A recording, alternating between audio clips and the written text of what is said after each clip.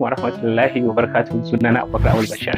Yau ina so na yi muku magana akan wani ɗan ƙaramin remedy da na zo da shi wanda yake da matuƙar muhimmanci musamman ga manyan mutane wanda suka daɗe suna fama da matsala ta ciwon suga. Kamar yadda muka sani, shi ciwon suga wani ciwo ne wanda yake afkuwa a yayin da jiki baya iya producing insulin.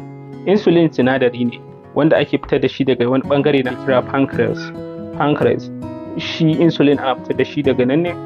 Shi ainihin aikin insulin a cikin ɗan adam kamar yadda Allah ya tanadar yana zuwa ya ɗebi kaso daga cikin shugan da mutum ya ingesting a cikin jinin shi, ya ɗebi wani kaso na shugan nan ya storing a cikin cells. Wato ina magana akan wani ɗan magani wanda yana gefen gidajenmu da bakin kasuwa muna ganin shi a banza, amma magani ne matuƙa musamman ma wa mutane wanda suke da ciwon suga.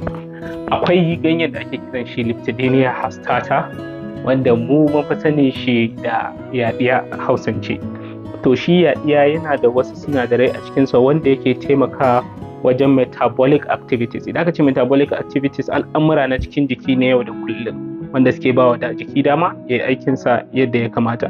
To shi wannan ganye na Liptidenia hastata wanda mu Hausa muka fi sanin shi da yaɗiya, ana samun shi ne a shanya shi a cikin inuwa.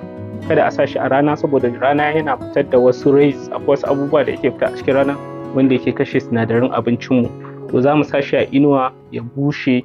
Idan ya bushe ya ɗauki kwanaki a inuwa ya bushe, za mu daka shi mu yi garinsa mu ajiye, mu dinga dafa shi da safe mu sha kofi ɗaya idan mun tashi, sannan kuma da daddare kafin mu kwanta mu sha kofi ɗaya. Mutum ya bi ka'idar wannan magani kamar yadda na faɗa a cikin bidiyo ɗin nan, to insha Allahu duk lokacin da ya je za a mai test na shuga zai ga cewa shugansa bai yi high ba, saboda magani ne sadidan wanda an riga an yi researches a kansa.